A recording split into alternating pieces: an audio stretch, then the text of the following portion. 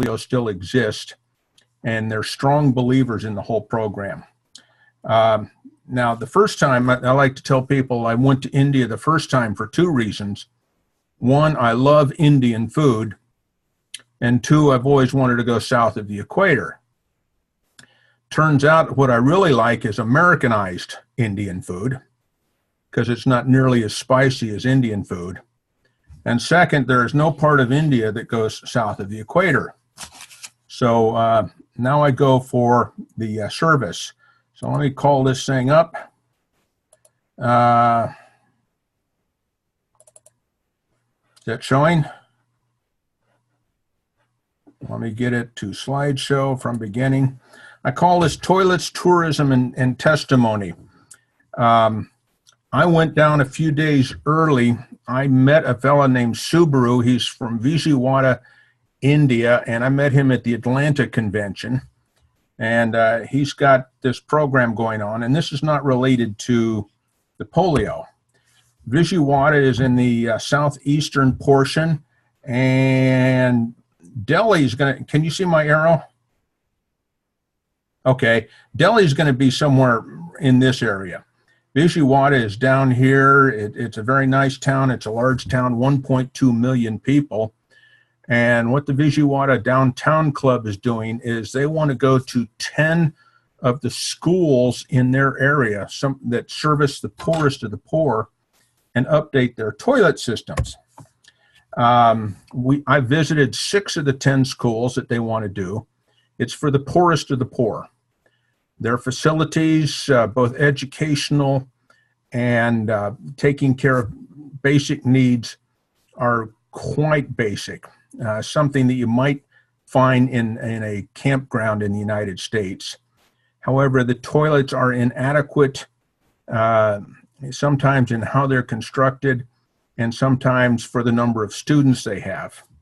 So the club there wants to build, renovate, or expand the existing facility.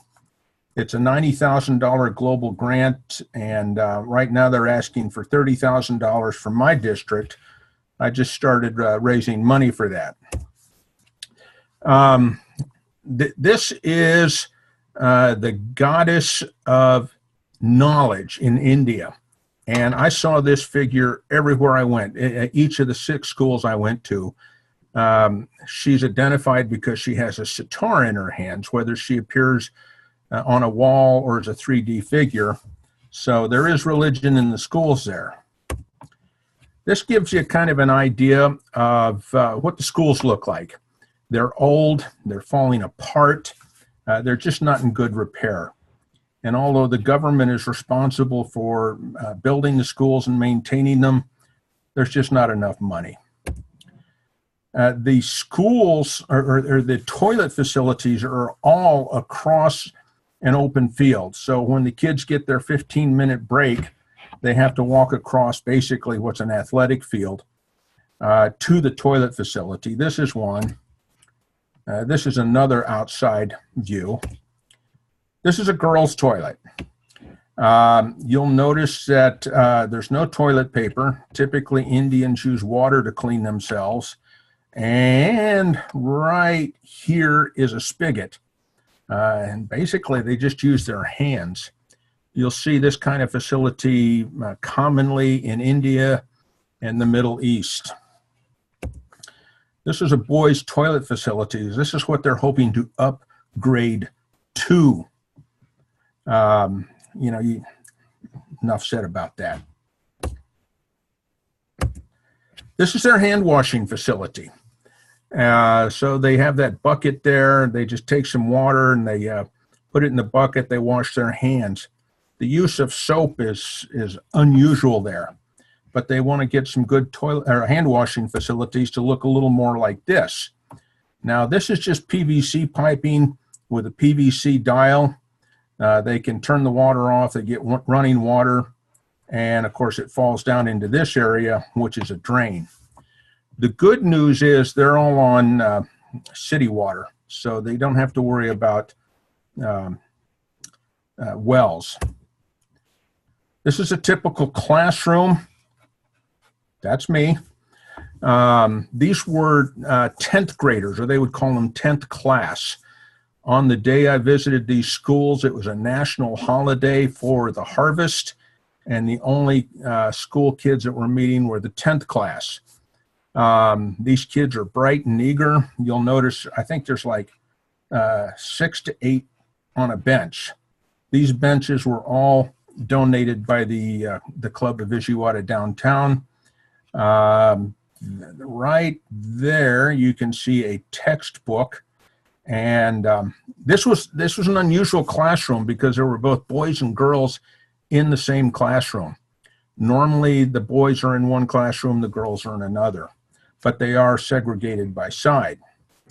I was particularly amused by this one lady. She was quite embarrassed to be sitting next to a man.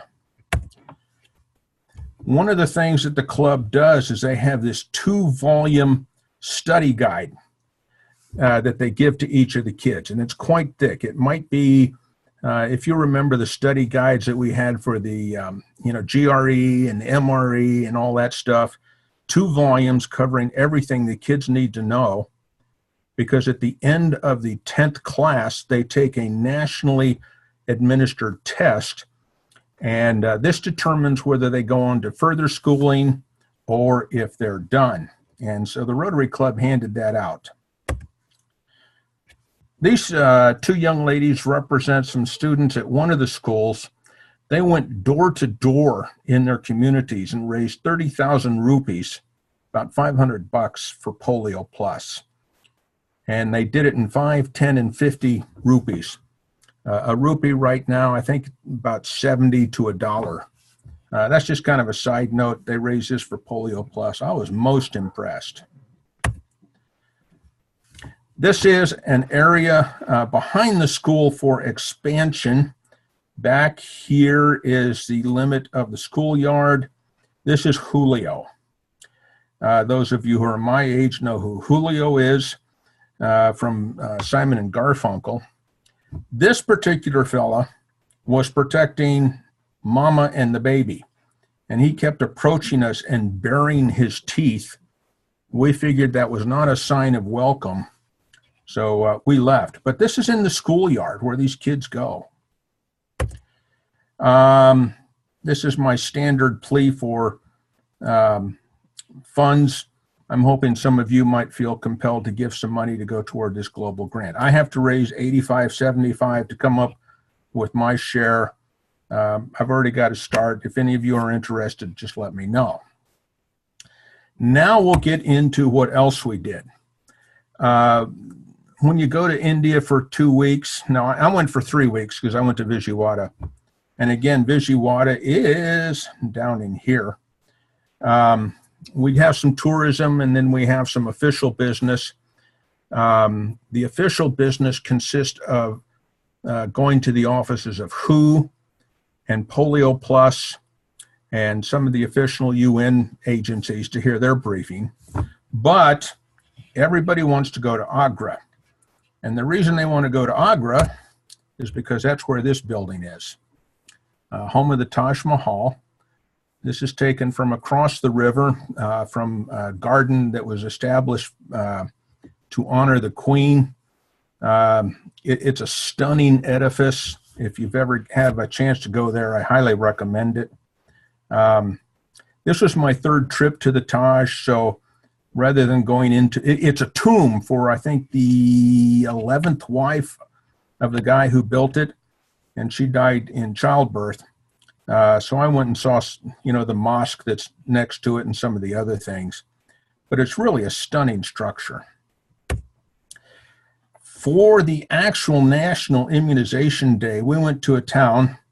Next, we went to Jaipur. Jaipur is known for textiles. Agra, its main industry is inlaid stone. And that's where the Taj Mahal is. We visited a place there that used the same techniques as they did to make the Taj Mahal. They were using semi-precious stones, and they were using the hand instruments to inlay the stones. Really some stunning stuff. How did that happen? Jaipur is about a 5-hour bus ride from Agra, and it is to the southwest of Delhi. And again, it's known for textiles. It's also got this huge fort. One of the things they don't teach you in DG school when you go to San Diego is your guide to herpetology. There are two kinds of snakes in the world, dead ones and cobras. This guy is not dead. The fellow who is playing whatever instrument that is invited me to sit next to him while he charmed the snake. I turned him down. This is Nancy Bonadonna. She, I believe, is from Richmond. She's been to India, I believe, 8 times. Jorge there, or George, has been there twice. He was there last year with me. We took an elephant ride from where the snake guy was to the top of this fort. It was about a 30-minute ride on top of these elephants. But Nancy there is spreading the word, which I like. This guy is Vaxi the Sixth. I paid a lot of money for Vaxi the Sixth, and he's a little teddy bear. And I got him from John Nanny.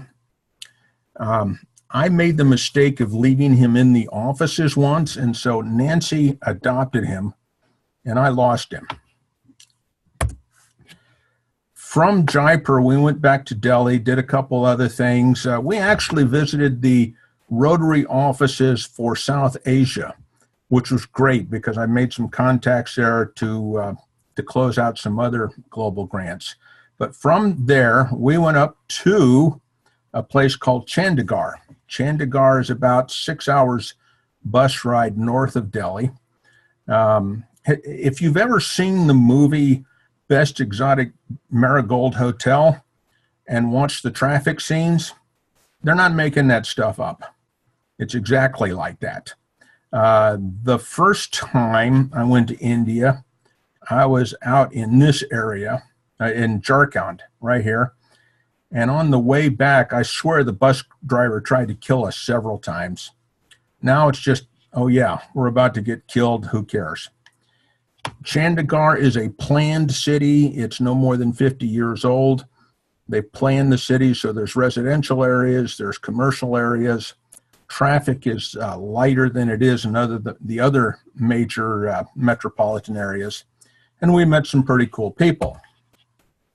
Now, this is where we did our NID, National Immunization Day. This gives you an idea of who does what with regard to NID in India. And we visited UNICEF offices, WHO, CDC, and it's a major, major effort in India. You heard of this organization. We, of course, are heavily involved in advocacy and funding. Primarily what we fund, or one of the things we fund, is the coolers in which the live vaccine has to be kept. The coolers and the ice, critical. This is what goes on. This is the logistics of an NID. One day in India, lots of vaccination booths, lots of vaccinators, lots of teams, supervisors, lots of doses of vaccine, and lots of ice packs to keep the live vaccine cool, lots of homes visited, and a lot of kids immunized. There is this very week, if you've heard of Dave Forward, he's the one who's written the 2 history books on Rotary. He and a small team are there doing a follow-up from our efforts last month. The live vaccine is the one where it's famous for the 2 drops. Next year, they're supposed to go to the immunization through inoculation. So I don't know how that's going to affect our visits there. But that's an incredible amount of logistics. And the country's been doing it for 6 or 7 years now. That's how long they've been polio free. But they want to stay that way. This is us gathering at our vaccination booth. This was on a busy street in an area in Chandigarh. It's an interesting place. You can see the brick wall. I'm standing almost in the street when I took this picture. Right behind this wall was a rooster walking around, gathering together his flock of chickens. We left him alone, and there was just some commercial activity there. And this is us setting up at the booth. Stop that. That's Nancy. She's the one that organizes this year after year. You know this fellow. This is Colleen. She stole my bear. This was my official host. I stayed at her house, and she lives with her brother. And these two ladies are health workers. They get minimal training. They have a specific area in the city for which they are responsible. They know who's there. They know what their illnesses are. They know what their vaccine status is, or vaccination status. And they're the ones that guided us through. You've seen enough pictures of people gathering or giving the 2 drops. That's what we did. Parents would bring up their kids at this station. They'd walk, they'd drive up in cars. I think I posted something about a month ago. A guy drove up on his motorcycle, and I gave the kid 2 drops. It's here's where we are, and there were several of these stations in Chandigarh. And the people are so willing to bring their kids up to prevent polio. They vaccinate the kids age 6 and under. And they have all these people that have to have a very simple way to keep track of things. And I'll show you a picture of one of my vaccination tablets, if I still, here it is. So you can tell how they keep things once I get off this. They have to be able to tell whether the vaccine is still viable. And then they have to tell whether the kid is under the age of 6. And the way they do it is they have the kid reach over his head and grab his ear. And if he can't do that, he's under age 6. Looks like Linda's almost trying that right there. The other thing that we do is we take a purple marker and we mark the kid's left pinky finger. And that indicates to the healthcare worker that that kid has received immunization. They had in the past had problems with parents, either if there was a long line, going to the back of the line to get another set of vaccinations, or going to another station altogether to get a vaccination. And that's just a waste of vaccination. So very, very simple stuff. This is where you break out into thunderous applause. I'm going to show you something here. How do I get out of here, Jerry? There we go. Okay. This is a vaccine vial right here. And that'll hold about 60 vaccines.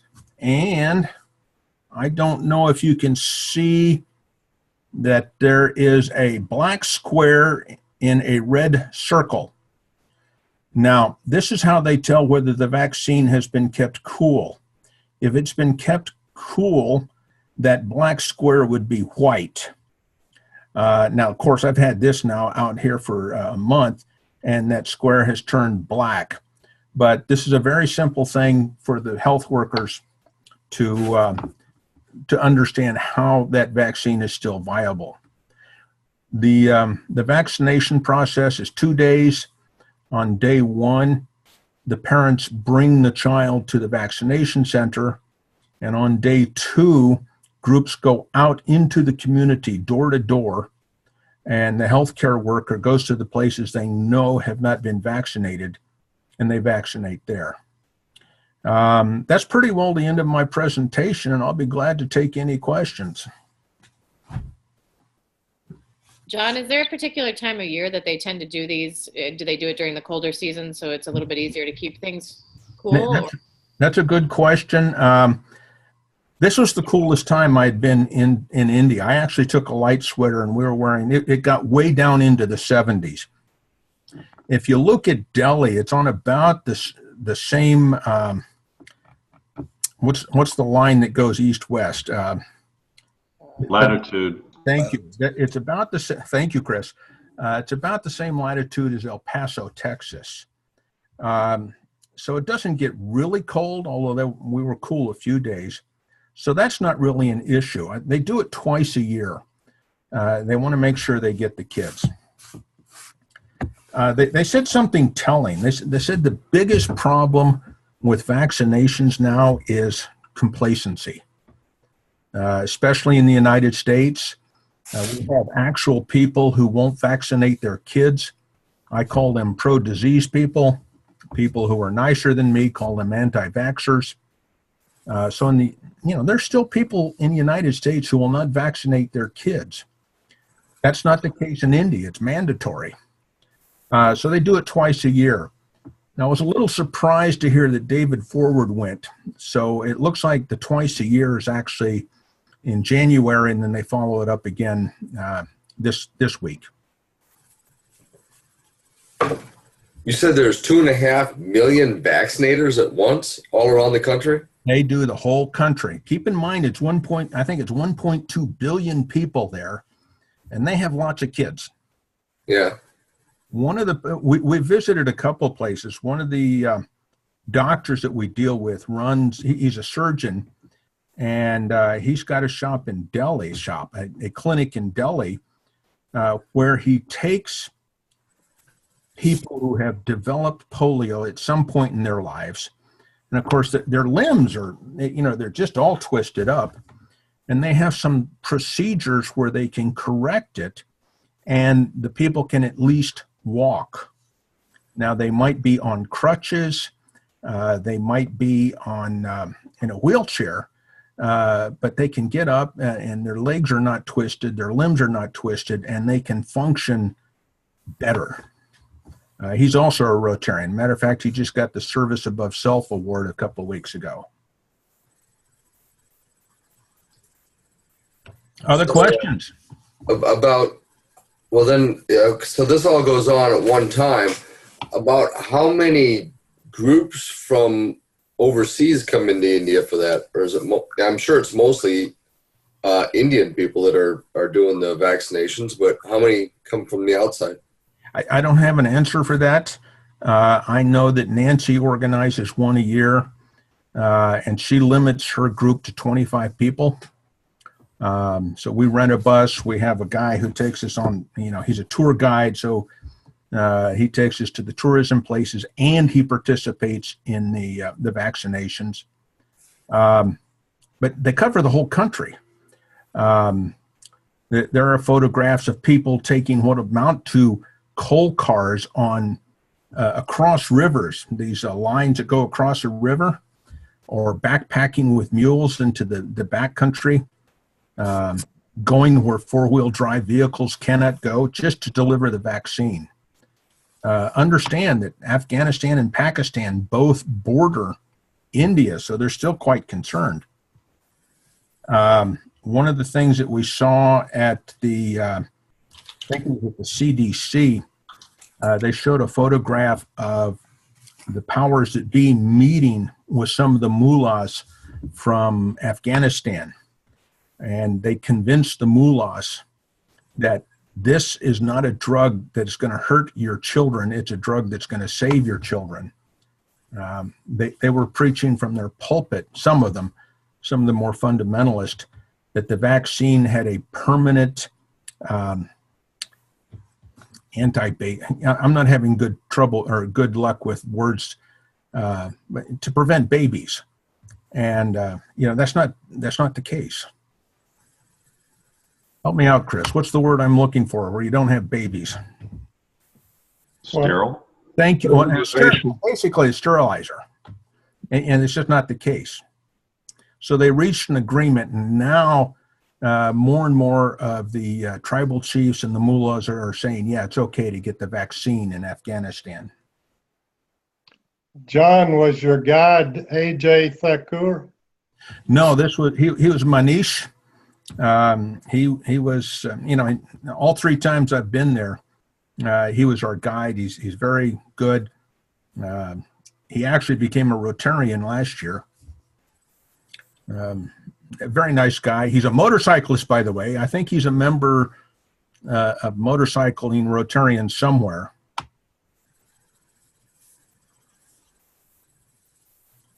Other questions? Glad to answer. Yeah, John. John, you had mentioned that Nancy did a lot of your helping, but surely you planned many, many years in advance for this. I don't know how many times Nancy has been. The first time I went with her was 6 years ago. She's done it a number of times. She and Manish work together. She has a lot of contacts over there. She knows people. So the planning phase is considerably shorter than, say, if she was starting it again.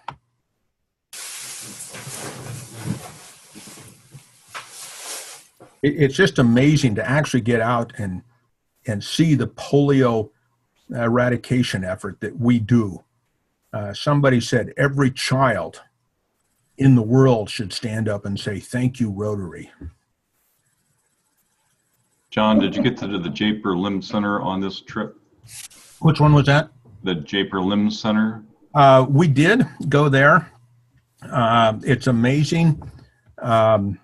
They can make an artificial limb and have it fitted and on somebody in a couple of hours, and it costs like $150. It sounds like you're there.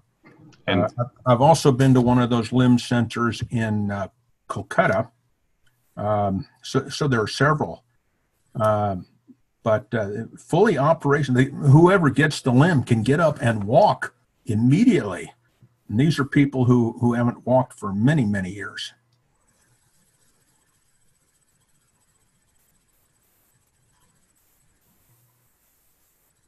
What else?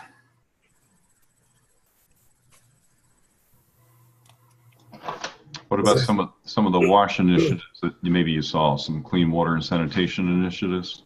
But part of that was my visit to Vijayawada. They want to bring clean hand washing facilities to those kids, the 10 schools. We had a fellow there named Walter. I can't think of Walter's last name right now, but he does a lot of well drilling in Uganda. But it's incredible to see the lack of clean water facilities in that country. It's not a huge country, but there's 1.2 billion people there. There's trash in the rivers. There's dirty water. Of course, the places we stayed were basically tourist hotels and private homes. But even then, we were instructed, don't let the water get in your mouth. Is that anywhere close to answering, Chris?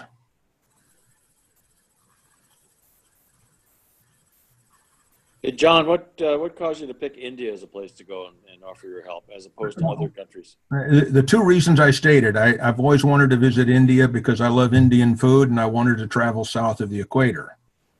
I still love Indian food and I love going to India. I hope to go back to follow up on this global grant that we have going with the Vijayawada group. It's just a wonderful country. The people are charming, they're friendly. I feel very safe there. I kind of stand out there, but I never felt threatened.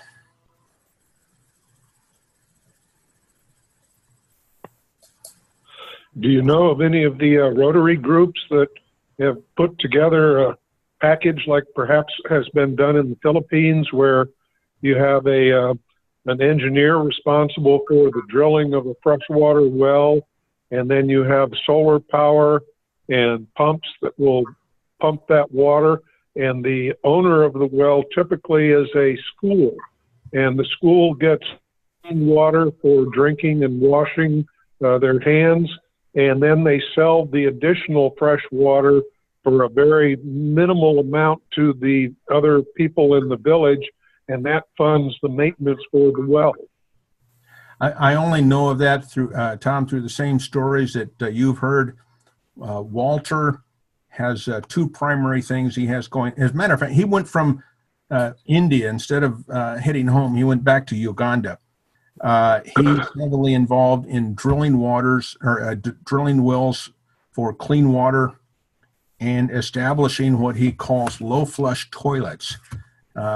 Toilets which use very, very little water, but is better than that, than a cesspool, basically. But there's lots of examples of that, and I'm sure you've heard as many as I have. Well, thank you. You know, when you consider that 83% of the world does not have access to clean water, we still have work to do.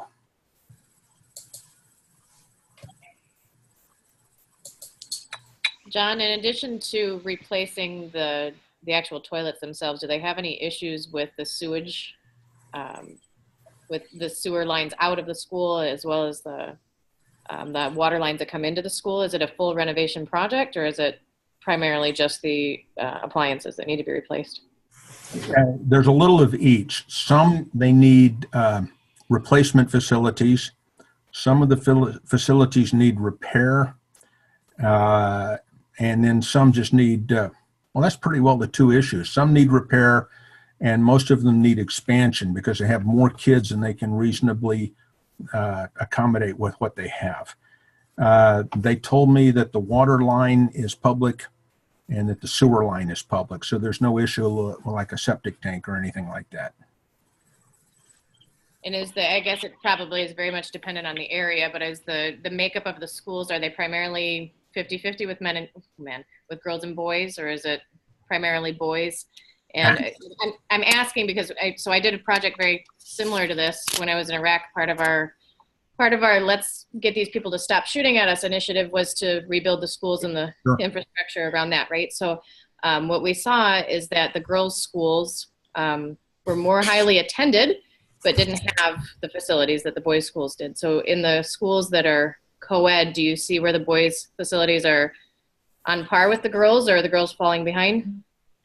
The facilities were on par as far as gender goes, and actually percentage-wise, it was a slightly higher percentage of girls there. The good news, and I asked them about this, you know, what can these kids expect once they get out of 10th class? And what they said is they can go on to what amounts to a junior college and get some more skills, and then they can get a job with the government, the railroad, something like that, something other than subsistence living. But the girls slightly outnumbered the boys. Now, just to give you kind of an idea, our district did a global grant with a district in Dhanbad, which is in the eastern part of India. And the idea was to buy sewing machines, the treadle-operated things, and teach girls how to do simple sewing. And at the end of classes, they would take those sewing machines. They would be given the sewing machines, so they would have the skills and the equipment to go out and make at least a living selling just simple things. Some of the girls got into more advanced sewing.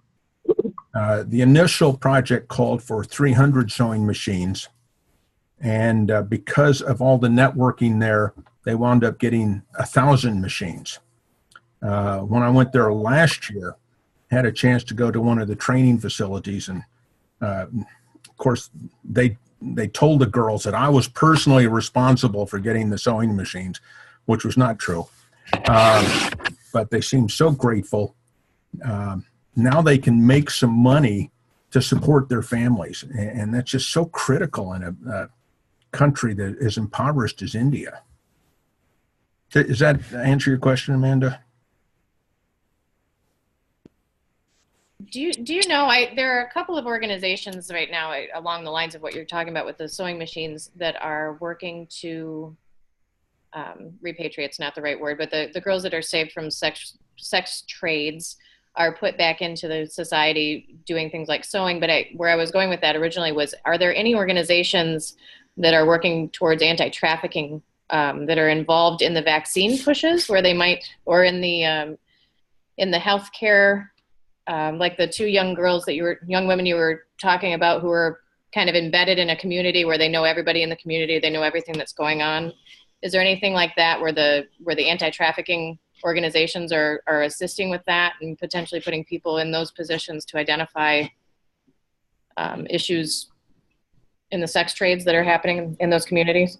I don't have knowledge of that. I know that human trafficking is an issue in India.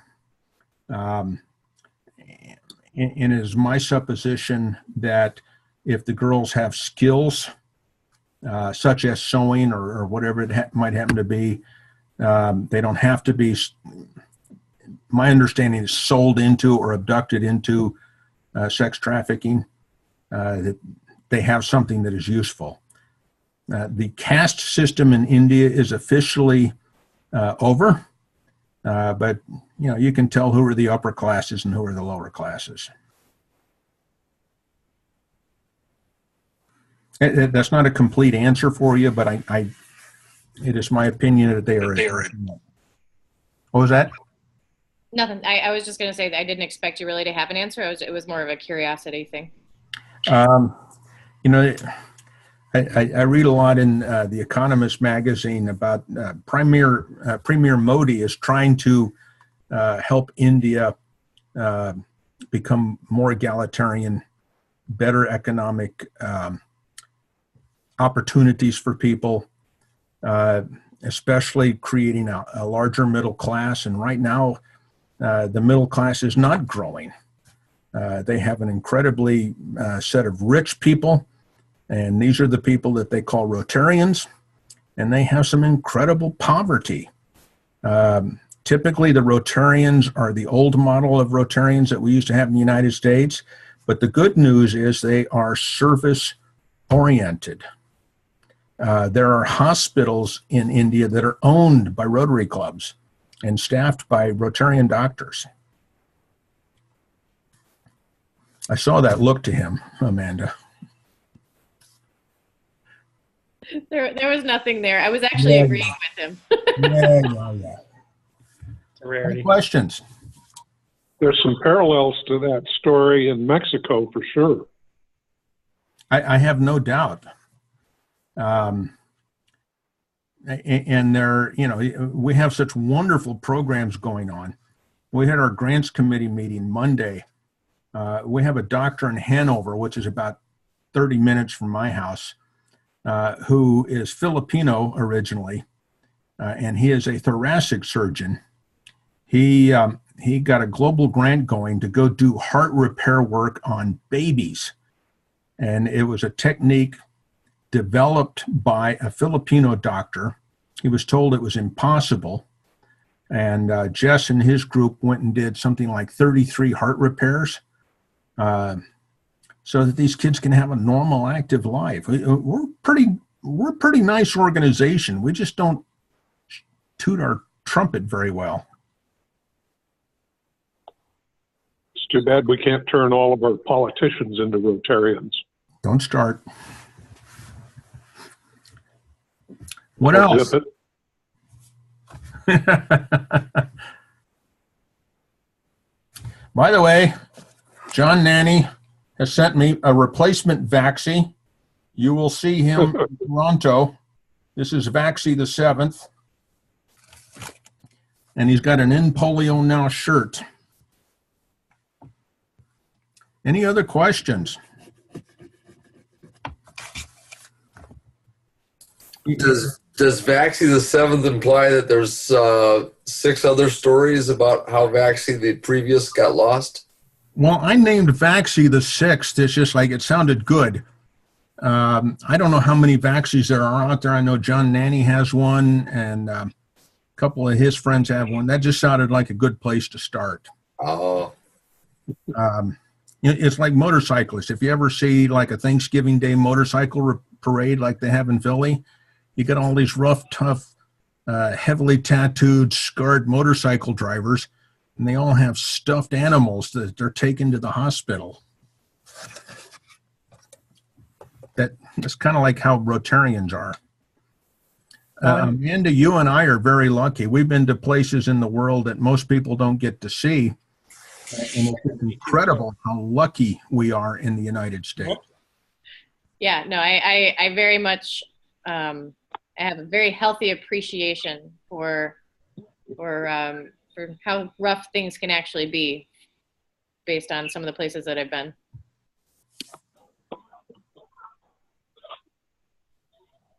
Hey, wanted to share with you all that there's a couple of websites that if you have a particular interest in polio, one I've been watching for a lot of years. And let me just share my screen with you real quick.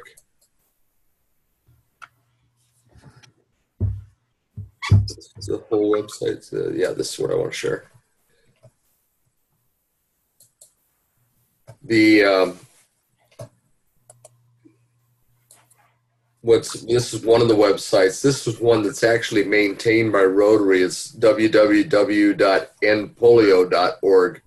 There's a resource center. It gives a lot of stuff and information related to the Rotary projects and what have you, associated with materials you can share and what have you on Rotary's involvement with eradicating polio. It got started originally in 1979, roughly, with a proposal by one Rotary Club and then one district to rid polio out of the Philippines. And that was accomplished. And so then we took it on for the whole world. At the time we took it on for the whole world, there was 350,000 new cases a year, and that spread through 125 countries. Today it's down to 3 countries. And the other site that I look at all the time is a website called polioeradication.org. And there, polioeradication.org. Let me go right back to the main website here. And that's a site that keeps up on the day-to-day activities and all sorts of things around polio. And it gives the credit to all of the 5 main partners involved right now, which are World Health Organization, Rotary, the Center for Disease Control, UNICEF, and the Bill and Melinda Gates Foundation. Rotary, combined with the work in polio, I think are the biggest recipients of monies out of the Bill and Melinda Gates Foundation. Very heavily invested into this. And then I go to Polio Today, and I go down to, and I look quite often at either this week or the wild polio virus list. And under the wild polio virus list, they got regular reports. And the latest one out is February 28th. And the most important column is right in the middle here. And it shows that there's 3 endemic countries yet. That's where the polio is listed, is still in the environment. They're finding it like in stool samples and such. In the sewage areas. And they've only had 3 known cases, the last of which was the 6th of January, and they were all in Afghanistan. 3 cases this year so far. The last case in Pakistan was in November of this past November. The last case in Nigeria was in 2016. It's a long ways from 350,000 a year. A couple things to add on to that, Jerry. The system by which polio eradication has gotten to where we are now is now a model that we can use for any disease. And if you remember, I don't know how long ago it was, the Zika virus scare, the system used to check polio was used with that. And so we only had a couple cases of Zika virus. The other thing is, you were talking about Pakistan. The governments of Pakistan and India officially don't like each other. There are constant border incidents or incidents between the two. However, the club of Chandakar brings kids in from all over the world to a hospital that they have there, and it's mostly for heart defects. And they brought in some kids from Mongolia to show us, but the club pays for the travel, putting up the parents, and the surgery. And they said, we don't care where they're from. We've had Pakistani kids here. We've had Afghanistan kids here, kids from various countries in Africa. Sometimes I think government gets in the way of progress. That's all I'm going to say about that. The one other thing I want to point out on this chart is it tracks the following years. You can see we're getting close. There's 22 cases last year, 37 the year before. It's a slow, drawn-out process to get to that last case. Mhm. But if we stop and you see there's a result of some of the areas of Africa where they had it wiped out of Somalia, and then all of a sudden, boom, they had a reintroduction from somebody visiting from Nigeria, and they had 194 cases overnight. So stopping the vaccinations, the continued vaccinations, this thing can erupt all over again. Part of the process in India is monitoring, and they have teams that go out and monitor the sewage systems. And it's a good thing because they still find instances of the polio virus in the sewage. So India will continue vaccinating until that's over. Hey, I'm going to stop the recording so far because I got in trouble with the system last time. You get much more than 45 minutes.